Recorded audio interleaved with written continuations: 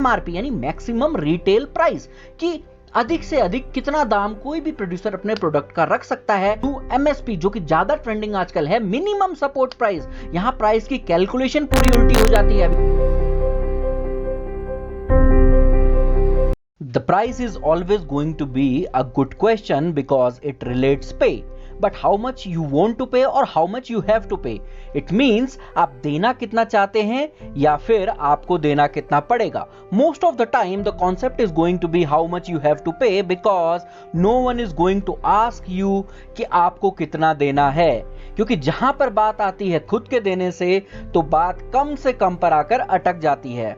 लेकिन इंडिया में कुछ कॉन्सेप्ट ऐसे भी हैं जहां पर आप डिसाइड कर सकते हो कि आपको पैसा कितना देना है. ये चीजें कहां पर हैं ये भी हम इसी वीडियो में जानेंगे. सबसे पहले जान लेते हैं प्राइस, कि प्राइस क्या चीज होती है. तो उसमें सबसे पहला फैक्टर होता है प्रोडक्शन कॉस्ट. प्रोडक्शन कॉस्ट होता है कि जो भी प्रोडक्ट आप ले रहे हैं या सर्विसेज आप कहीं से भी ले रहे हैं, इसके में कितना कॉस्ट लगा है. यानी कि transportation, labour charges, raw material, ये सारी की सारी चीजें जब मिलती हैं तो बनता है प्रोडक्शन कॉस्ट. लेकिन प्राइस को डिसाइड करने में इससे भी बड़ा रोल होता है सप्लाई एंड डिमांड. ये कुछ बैलेंस की तरह काम करते हैं कि भैया एक अगर कम होगा तो भी प्राइस बढ़ सकता है, दूसरा अगर कम होगा तो प्राइस घट भी सकता है. कैसे? तो हम देखेंगे कि जैसे यहां सामने एक आम अगर आदमी बेच रहा है और वो 3 रुपए किलो में बेच रहा है, सप्लाई सफिशिएंट है यानी कि बहुत सफिशिएंट मात्रा में उसके पास है, तो प्राइस कांस्टेंट रहेगा जब तक कि सप्लाईज कांस्टेंट हैं. वहीं दूसरी तरफ अगर आप देखें कि अगर सप्लाईज कम हो जाती हैं यानी कि डिमांड उतनी ही है लेकिन सप्लाई कम हो जाती है, उसके पास मटेरियल कम है, इमीडिएटली रेट बढ़ जाएगा. इसी के उलट अगर हमने सप्लाईज को बहुत ज्यादा बढ़ा दिया और डिमांड कम होती जा रही है तो प्राइस दोबारा से रिड्यूस हो सकता है. अपनी खुद की जो कॉस्ट जो है लगी हुई प्रोडक्शन कॉस्ट, उससे भी नीचे प्राइस जा सकता है. तो इसीलिए डिमांड और सप्लाई के बैलेंस को बनाए रखना बहुत ज्यादा जरूरी होता है. वहीं अगर मैं बात करूं प्रोड्यूसर और कंज्यूमर के बीच में रिलेशन की, तो इन दोनों को जोड़ता है मार्केट. यानी कि मार्केट एक ऐसा प्लेटफॉर्म है जहां पर प्रोड्यूसर और कंज्यूमर दोनों आएंगे. प्रोड्यूसर जो है यानी कि जो भी प्रोडक्ट बनाता है या सर्विसेज देता है वो कोशिश करेगा कि ज्यादा से ज्यादा अमाउंट वो कमा पाए, अपने रेट्स को हाई रखे. वहीं कंज्यूमर की कोशिश रहती है कि मार्केट में ज्यादा से ज्यादा कंपटीशन हो और उसको कम से कम रेट्स में जो भी सामान है वो मिल जाए. यानी कि मैन्युफैक्चरर जो है वो प्रोड्यूसर जो भी है प्रोडक्ट उसे बनाएगा, कंज्यूमर कंज्यूम करेगा. वही मैन्युफैक्चरर जो है उसे सेल करेगा मैक्सिमम प्राइसेस पे. कंज्यूमर कोशिश करेगा कि कम से कम प्राइस में उसे सामान मिल जाए. और सबसे मेन चीज कि manufacturer will decide the price. इसे ही कहते हैं एमआरपी यानी मैक्सिमम रिटेल प्राइस, कि अधिक से अधिक कितना दाम कोई भी प्रोड्यूसर अपने प्रोडक्ट का रख सकता है, उस प्राइस पे वो कोशिश करता है रखने की और उसके बाद सामान को बेचता है. लेकिन अगर मैं बात करूं एमएसपी जो कि ज्यादा ट्रेंडिंग आजकल है, मिनिमम सपोर्ट प्राइस, यहां प्राइस की कैलकुलेशन पूरी उल्टी हो जाती है. अभी तक जो हम बात कर रहे थे वो बात हो रही थी how much we have to pay, लेकिन एमएसपी के मामले में ये उल्टा क्यों है कि how much we want to pay. तो मार्केट में अगर मैं प्रोड्यूसर की बात करूं तो दो टाइप के प्रोड्यूसर आप भी अवेलेबल होते हैं. यहां पर होता है एक इंडस्ट्रियल, दूसरा होता है एग्रीकल्चरल.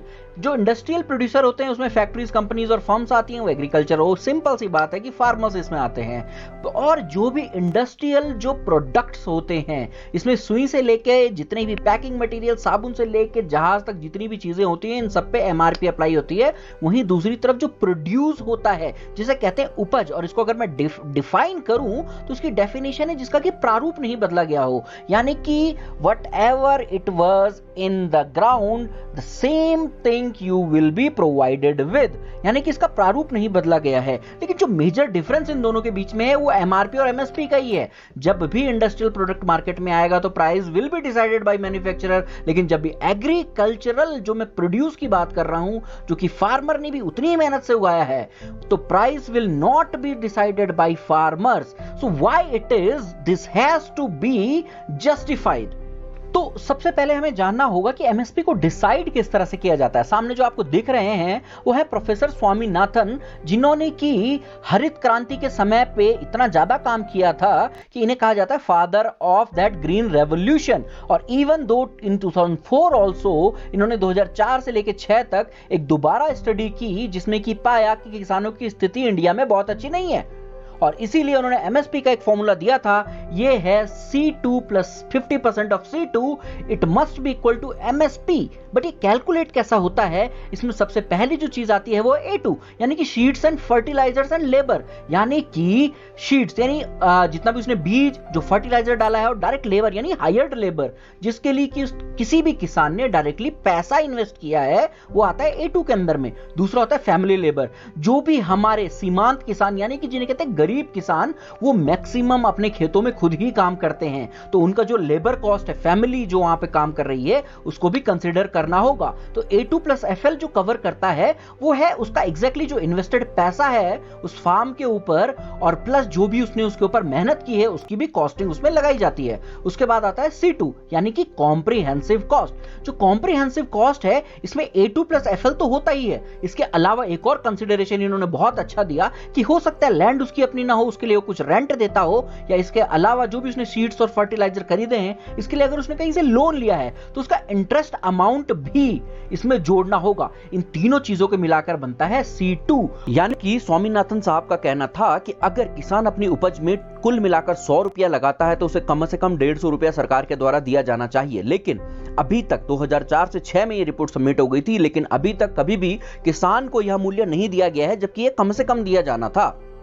तो अगर फॉर्मूला ये है, चीजें इस तरह से होनी चाहिए, तो क्यों इस तरह से नहीं हो पाती हैं, इसके बारे में भी थोड़ा सा जान लेते हैं कि एमएसपी के बेसिक्स क्या है। तो बेसिक्स में आपको बताऊं, सबसे पहली चीज जो सामने आती है वो है commission for agricultural cost and price यानी CACP। ये वो कमीशन है जो कि हमारे कृषि मंत्रालय के अंडर में आता है और यही डिसाइड करता है कि इस बार एमएसपी का प्राइस क्या होना चाहिए। साल में 2 बार ये कमेटी बैठती है, खरीफ और रबी। सभी जानते हैं ये 2 तरह की फसलें इंडिया में होती हैं, अगर अलग से कभी बताना होगा तो मैं इसके बारे में भी जरूर बताऊंगा। तो ये 2 टाइम पे ये बैठते हैं और ये क्या डिसाइड करते हैं कि भैया क्या प्राइस हमें रखना है इस बार। तो ऑब्वियसली अलग अलग तरह के क्रॉप्स हैं, तो टोटल 23 टाइप्स ऑफ क्रॉप्स के ऊपर ये डिसाइड करते हैं कि इस बार इनका मूल्य क्या रखा जाएगा सरकार के द्वारा।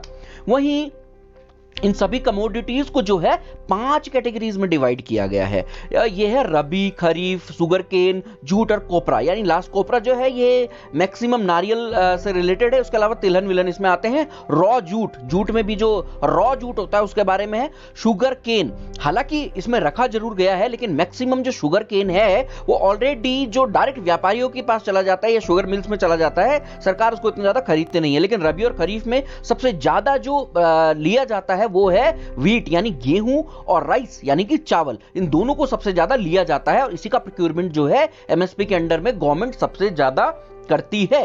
वहीं मिनिस्ट्री ऑफ एग्रीकल्चर क्या करता है, सारे के सारी चीजों को देखता है, उसके बाद उसकी प्राइसिंग करता है और मिनिस्ट्री ऑफ फाइनेंस को फाइल पहुंचा देता है। Ministry of finance finally decide करती है और रेट देती है कि भैया इस बार हम इतने में खरीदेंगे। लेकिन अगर इसको देखेंगे तो इसमें किसान का कहीं लेने देना नहीं है। इसमें कुछ लोग ऑफिस में बैठे हुए हैं, वहां पे रेट्स डिसाइड कर दिए जाते हैं, वहीं पे कमोडिटीज डिसाइड कर दी जाती हैं, फाइल इधर से उधर घूमती है। किसान जिसने इतनी मेहनत की 6 महीने तक, उससे पूछा तक नहीं जाता है कि रेट क्या रखना है भाई। उनका कोई रिप्रेजेंटेटिव भी इसमें नहीं होता है। तो इस तरह की चीजें की क्यों जा रही हैं? तो जहां किसान की चित है न पट, ऐसा कानून लाया ही क्यों गया, इसके लिए हमें थोड़ा सा इतिहास में जाना पड़ेगा। तो सामने जो दिख रहे हैं वो हैं भारत देश के यशस्वी प्रधानमंत्री लाल बहादुर शास्त्री। अगर आप भारत के ही नहीं दुनिया के इतिहास को भी खंगाल कर देखेंगे तो आपको एक बात तो साफ सामने आ जाएगी कि इनसे अच्छा नेता इतिहास में भी मिल पाना मुश्किल है। तो यही थे वे जो कि इस एमएसपी के जनक भी कहे जा सकते हैं, क्योंकि सबसे पहले लाल बहादुर शास्त्री जी की कैबिनेट 1964 में इस एमएसपी के प्रावधान को लेकर आई थी। वहीं इस कमेटी ने जनवरी 1965 में अपनी पहली रिपोर्ट बनानी स्टार्ट की और अगस्त में यही रिपोर्ट इन्होंने सबमिट की थी। और वही आगे चलकर 1985 में commission for agricultural cost and price यानी CACP बना। तो जिसने खुद ही जय जवान जय किसान का नारा दिया हो, वो कभी भी किसानों के साथ इतनी मनमानी या अत्याचार तो कर नहीं सकता। तो क्यों ये उस समय बिल लाया गया था जिसमें किसानों को नहीं रखा गया? तो उत्तर ये है कि भैया उस समय पे देश में फूड क्राइसिस इतनी ज्यादा थी, अर्ली 60s यानी इनके कार्यकाल से ठीक पहले जब हरित क्रांति आई थी, तो भारत में जो भी अनाज का भंडारण जो था वो इतना कम था कि लोगों तक अनाज पहुंचाना सरकार के लिए बहुत मुश्किल हो रहा था। यही सरकार ने ये एमएसपी की योजना को लेके आए, बहुत सारी सब्सिडीज दी और कहा कि अगर आप गेहूं और चावल जो कि बेसिक अनाज है उसका उत्पादन अगर आप बढ़ाते जाएंगे तो सरकार आपसे अधिक मूल्यों पर खरीदेगी जितना कि उसका उस समय का मूल्य है। तो उस समय के हिसाब से ये जो प्रावधान लाया गया था यह बिल्कुल सही था।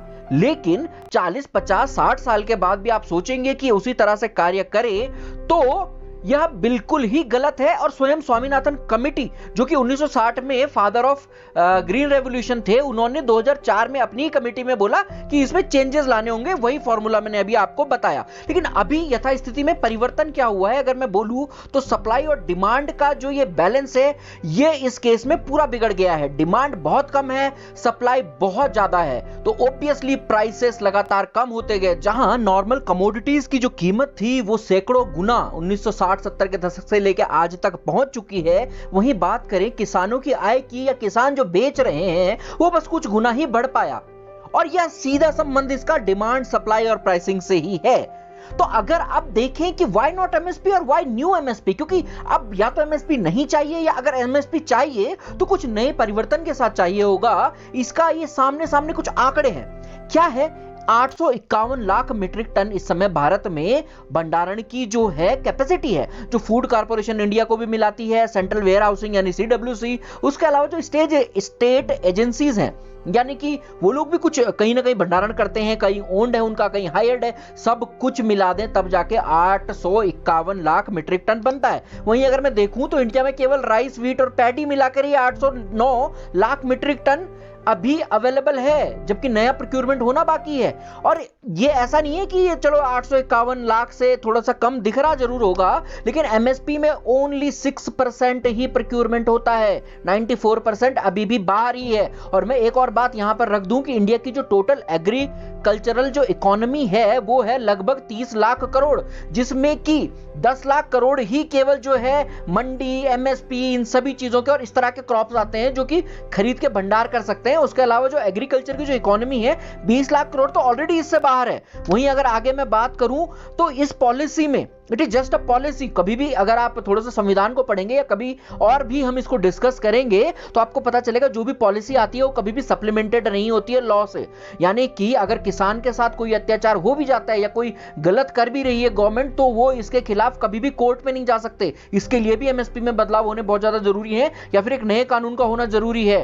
तो भैया अभी तक कोई लॉ का प्रावधान है नहीं, लेकिन आगे चलकर जो भी कानून किसानों के लिए बनाया जाए यह सबसे पहले उनकी मांग होनी भी चाहिए कि अगर उनके साथ कोई अन्याय होता है तो सीधे कोर्ट का दरवाजा खटखटा सकते हैं। इसके अलावा जो एमएसपी है इसने किया तो जो कुछ भी होगा उस समय बहुत अच्छा उत्पादन भी हुआ, देश की जो जरूरत थी उसको इसने पूरा भी किया, लेकिन आज पूंजीवाद इसमें अपनी जड़ें बना चुका है। बहुत बड़े बड़े बिचौलिए मंडियों में बैठे होते हैं, जब किसान वहां पर पहुंचता है तो उनके भ्रष्टाचार का सामना करना होता है। मंडियां लाई इसलिए गई थी कि कंपटीशन बढ़े, किसान को अगर कहीं पे 20 रुपए का दाम मिल रहा है तो दूसरी जगह 30, वहीं 40, कहीं 50, एक ही मंडी के अंदर इतने तरह के दाम मिले। लेकिन मंडी वाले करते क्या है, सुबह के वक्त ही अपने दाम निर्धारित कर लेते हैं और सभी जगह एक दाम होते हैं, यानी कि वो एमएसपी के आसपास के ही दाम को रखते हैं। एमएसपी जिसे होना चाहिए था मिनिमम सपोर्ट प्राइस, वो अब मैक्सिमम सपोर्ट प्राइस बनता जा रहा है, क्योंकि मंडियां भी बोलती है कि इससे ज्यादा में तो हम वैसे भी नहीं देंगे, क्योंकि उनको एक गाइडलाइन सी मिल गई है या एक